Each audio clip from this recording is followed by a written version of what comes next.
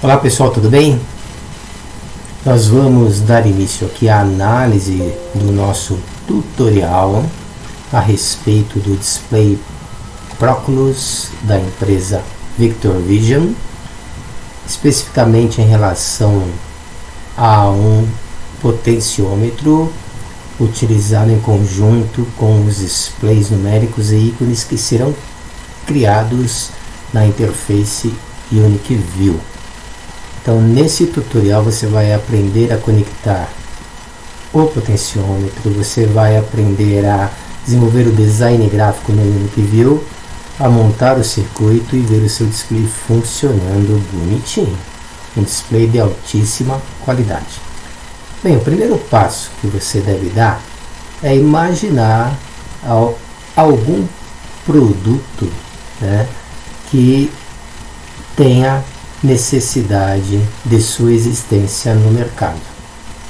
Então, por exemplo, nesse projeto específico, nós estamos controlando o display numérico através de um potenciômetro. Ah, mas qual o benefício social disso? Conhecimento. Tá? Então, nós estamos conectando componentes eletrônicos, tais como o potenciômetro, o display, fazendo uso da linguagem C++ e usando uma interface para desenvolver design gráfico. Portanto, nós estamos fazendo 4 operações.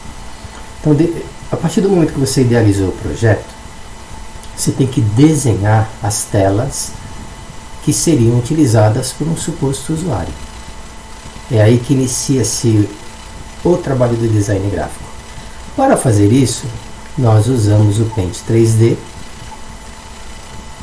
que é essa interface com essas características, onde você poderá inserir formas bidimensionais, tridimensionais, adesivos, textos, efeitos e assim sucessivamente. Ou seja, você vai criar na área de Canvas a tela que você deseja que apareça no display que tenha relação com o seu circuito eletrônico.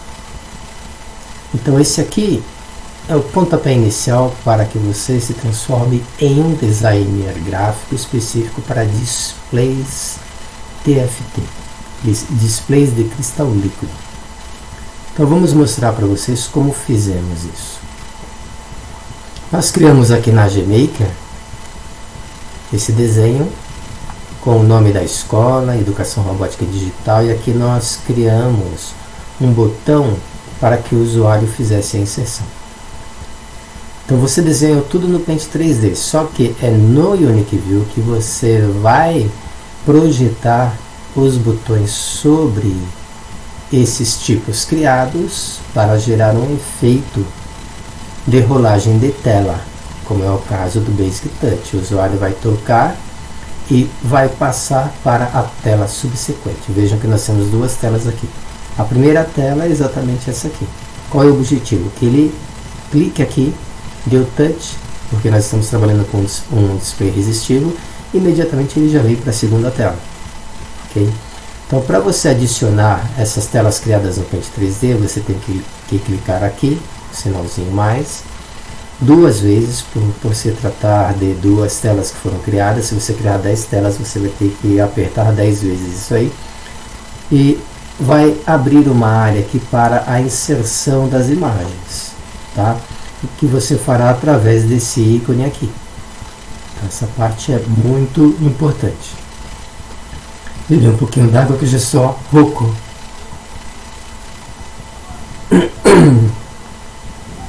Então vamos aí com calma entendendo todo esse processo.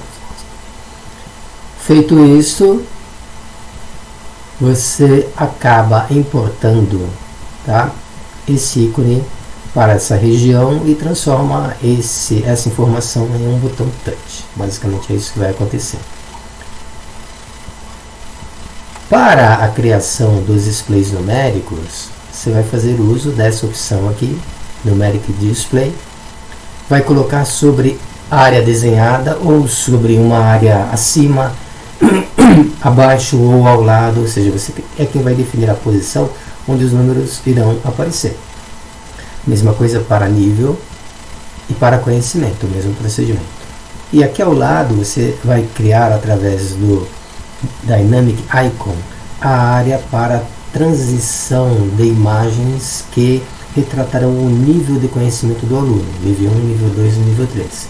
Então você vai ter que criar essas imagens, daqui a pouquinho a gente vai explicar, para gerar esse efeito de transição e de evolução na imagem. Tá? Se o aluno atingir o nível beta ou nível gama do curso, aí a pilha de conhecimento sobe. Caso contrário, a pilha de conhecimento desce. Então é esse o objetivo desse projeto, indicar ao aluno o nível de conhecimento dele ao longo do tempo em que ele faz o curso aqui na escola. Para isso usamos essa opção aqui. Agora, as imagens correspondentes aos ícones dinâmicos têm que ser criadas lá no Paint 3D também. E nesta opção aqui é que você vai fazer a inserção das imagens criadas. Olha só, imagens evolutivas, nível 1, nível 2 e nível 3. Então você tem que fazer a inclusão dessas imagens nesse ícone aqui presente. Okay? Então é diferente do procedimento anterior. Feito isso, você vai gerar uma livraria, uma biblioteca, uma library, para depois fazer a importação. Tá? Então esse é um procedimento muito importante que você vai ter que jogar lá no campo de propriedades. Então aqui, ó, os ícones são criados para gerar um efeito de dinamismo e alteração na imagem. Para criar o seu display numérico, será necessário optar por View, Font Resources. Tá? Então você pegou o ícone display dinâmico, só que você vai ter que transformá-lo em uma variável numérica. Para fazer isso, você acessa aqui essa opção para definir a fonte, tá, do seu campo. No nosso caso será uma fonte numérica, mas poderia ser uma fonte textual. Sendo numérica, em seguida carregue-a nessa opção do campo de propriedades. Aqui, ó, Library. Tá? Então considerem esse sinalzinho aqui na área de Library. Só que antes de fazer isso, compile. Vem aqui nessa área aqui, ó, nesse ícone, compile, porque senão ele não vai processar as informações dos ícones que foram criados. Você só vai conseguir importar a library caso você tenha feito a compilação, senão vai dar erro aí no seu projeto e não vai acontecer nada. Para cada botão escolhido no seu display, você tem que gerar um VP para reaproveitá-lo posteriormente no processo de codificação lá no editor Arduino. Tá? Então, para esse campo numérico, um exemplo, né, VP101, é você que vai criar esses números. Para esse display numérico aqui, VP102, e para o ícone dinâmico, VP100. Tá? Então tem que ser numerações diferentes. Mais ou menos assim, tela 1 equivale ao grupo 100. Campo da tela 1 inicial 0. Segundo campo da tela correspondente 101, ou seja, tela 100, elemento 1, tela 100, elemento 2. Então usar mais ou menos esse raciocínio através desses números VPs. Então esse é um detalhe muito importante. Agora, a codificação é um detalhe interessante também, porque você tem o design gráfico montado, as telas montadas, os botões já criados. Agora você vai ter que fazer a vinculação de todas essas informações com a linguagem C++. É aqui que entra a parte mais difícil. Portanto, para fazer uso do display Unity View, obrigatoriamente você vai ter que baixar a biblioteca. Aqui o nosso King Kong. Feito isso, você cria o comando aqui de inicialização do display, FT. Em seguida, especifica os números do VP em propriedades. Olha só, você cria variáveis do display usando essa informação aqui, LCM. E para os campos observados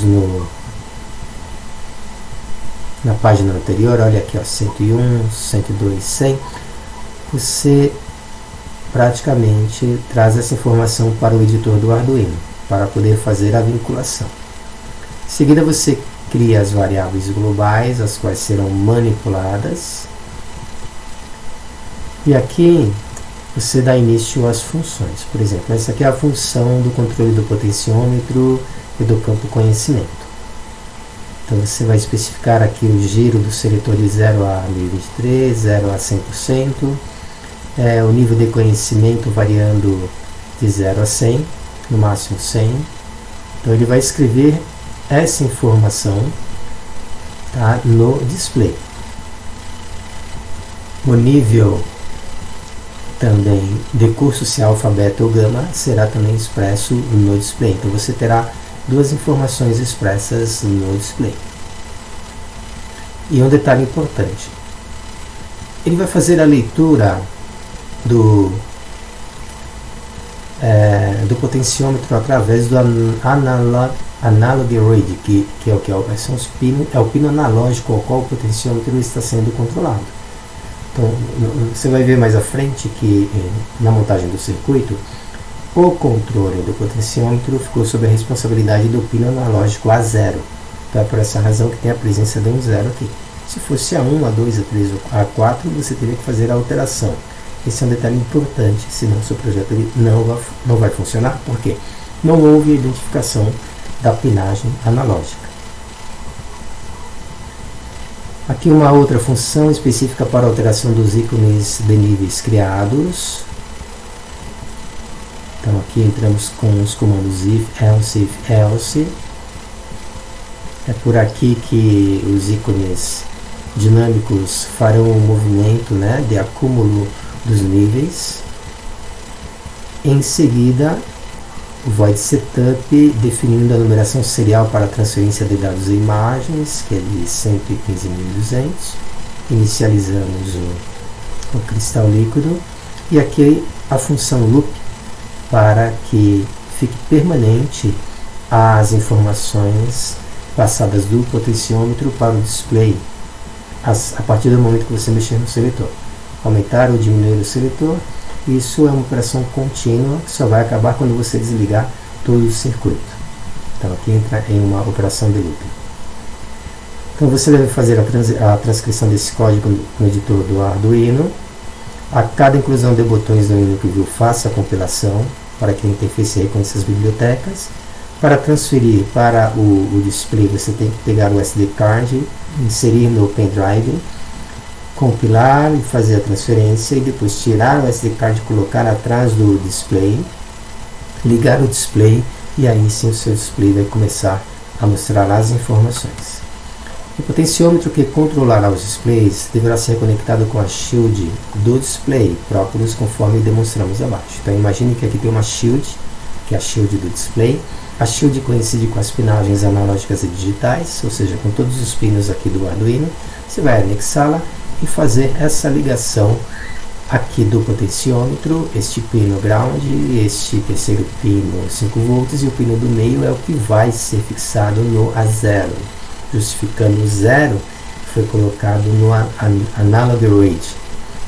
Dessa forma, o seu projeto estará integrado ao display próprio e ficará completo e operante. Nós tomamos por base as instruções do Daniel da QSP Tecnologia, disponível nesse endereço aqui do YouTube. Se você quiser dar uma olhadinha, interessante porque serviu de base para que pudéssemos montar esse tutorial adaptado à nossa escola GENIC. Então espero que vocês tenham gostado. Muito obrigado pela atenção.